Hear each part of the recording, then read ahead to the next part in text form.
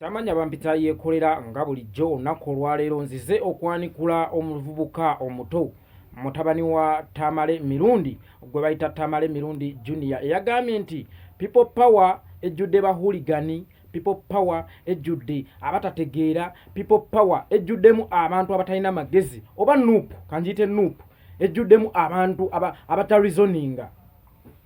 Muto wange obadde mu bulamu bulungi mwokulidde mukulidde ku ssente za State House, emmotoka nga yeekujja ewaka okutwala ku ssomero. Tomanyi bulumi bwa kusiiba njala, tomanyi bulumi bwa muntu ggobwa ku mulimu famire n'esiiba enjala, tomanyi bulumi bwa muntu agenda mu ddwaliro n'atasangayo ddagala. Embeera yatufuula bahuligani boovuma okubeera abasirusiru abawumbatuutu abatarizoninga.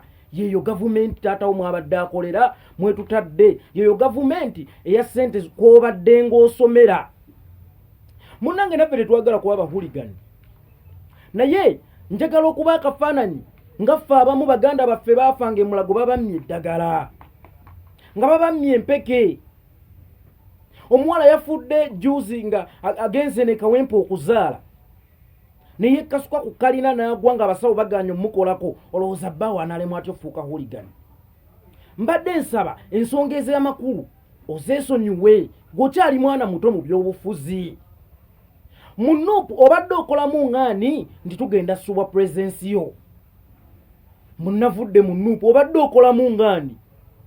Fe omuntu yenna ne bw'aliva mu struggle eno, fe bannayuganda tugenda gisigalamu. Kaabe Bobi Wine ng'agivuddemu, fe bannayuganda tugenda sigala mu struggle eno, kubanga ne Ssebaggala bwe yagivaamu fe twagisigalamu. Mbadde nkusaba osigale waka otuule waka taata akugulye sweet bomb onuune, akutereko katyunya olabe ebyo by'osobola. Neffe tuli basajja bapambanyi, tuli basajja bapambanyi. Ate nagamba ggwe toyina moral authority eyogera mu ggwanga olw'ensonga oli kimererezi. Uganda bw'eba nnimiro, taata we yali ensigo y'ekijanjaalo gye twasiga. Kakati ensigo y'ekijanjaalo bwe muba mugikungulamu esuulasuula obusigo, obusigo obwo nabwo bambi bumera naye tetubuteekako birowoozo kubanga mu Luganda tubuyita erimererezi. Kakati gwe muto wange oli kimererezi, tosuubira omu ku ffe agenda okuwa attention nti wayogedde by'amagezi n'olyoke ne kalyoka kadda ku TV nti nze mutabani wa Mirundi Seetonda, muzzukulu wa Yowaana Mirundi. Weetonderaani ani akusabye apology? Omanyi waliwo abantu abaagala okukitwala nti baamugaso mu nsi, naye ng'ekyamazima si baamugaso wadde n'akatono.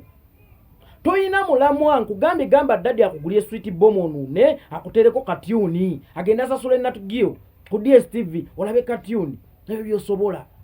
Tubadde basajja bapambanyi, twagobwa ku mirimu gyaffe ne batugaana n'okugenda mu byalo. Tuli waka enjala etutta, tomanyi bulumi bwa njala. Olwaleero ate naawe oyagala okwogera mbu twafuuka bahuligani. Omanye embeera yatufuula bahuligani ggwe, omanye embeera yatufuula bahuligani. Ani atakimanyi nti osomedde ku ssente za President Museveni? Tukusuubira omuvaamu, munvudde mu people power wali muddi wajjamu nga mbegooba. Naye era n'okubaawo okwo kubadde tekulina mugaso. Obadde tolina kyoyongera ku struggle kato kange, obadde tolina kyoyongera ku struggle eno, obadde tolina kyoyongera ku struggle eno. Olaba Ssebaggala yava mu struggle, bannayuganda baagisigalamu. Nkukakasa ne bwaliba Bobi Wine ng'avudde mu struggle ngeza bugeza, bannayuganda baligisigalamu kuba ne Ssebaggala yagivaamu. Fe twasigalako ku opposition, avaako nga tuyingizaawo omuzannyo mulala paka lwe tuli wangula ekikopo, paka lwe tuli wangula ekikopo. Taatawo bw'aba yakuweerera kusoma n'osoma political sciences, juzi nakulaba mbw ate njagala kulya ku shiba ne Sarah Shoti ojja kwagala omulya kuba toyina magezi, toyina magezi. N'ekitabo kye yakuweerera okukola si kyokola. Olwaleero otoba ofune erinnya, but bw'oba oyagala okufuna erinnya, ngeri nnyingi ez'okufunamu erinnya, wabula toyingirira meenunula g'abannayuganda. Olwaleero Fred Kajubi Lumbuye gwe weekwasa nti Lumbuye yatulemesezza, simanya Lumbuye ayogera kino na kino. Lumbuye si ye struggle. Towulirangako mu statement ya Bobi Wine nga yeebaza Lumbuye nti ayogedde kino oba Lumbuye ayogedde kino oba akoze kino. Lumbuye si ye struggle.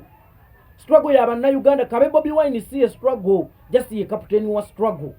struggle ya bannayuganda. Bannayuganda be balina okwenunula, si bigambo byonga ggwe ate era si bigambo bya Bobi Wine. Bannayuganda be bajja okwenunula.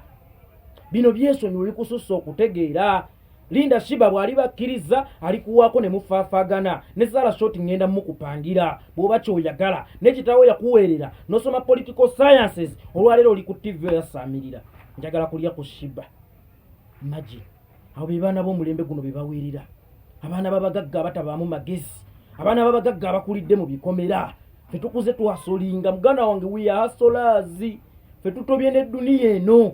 Kakati omuntu yenna eyekiika mu kkubo lyaffe ery'okuwangula agenda kuba afuuse mulabe waffe, era naye tukutadde ku lisiti y'abalabe baffe. Olimbwa, oliŋŋaŋa, olinnyolya, teweerabira nti nnakuyise kimererezi. Teri agenda kuwa budde. Taata we yali ensigo ennamu, ensigo ennamu yasuula obusigo. Kakati obusigo obwo mu Luganda babuyita bimererezi, teri akungula bimererezi. Nkukomezaawo ze yeekolera subscribing abaagala.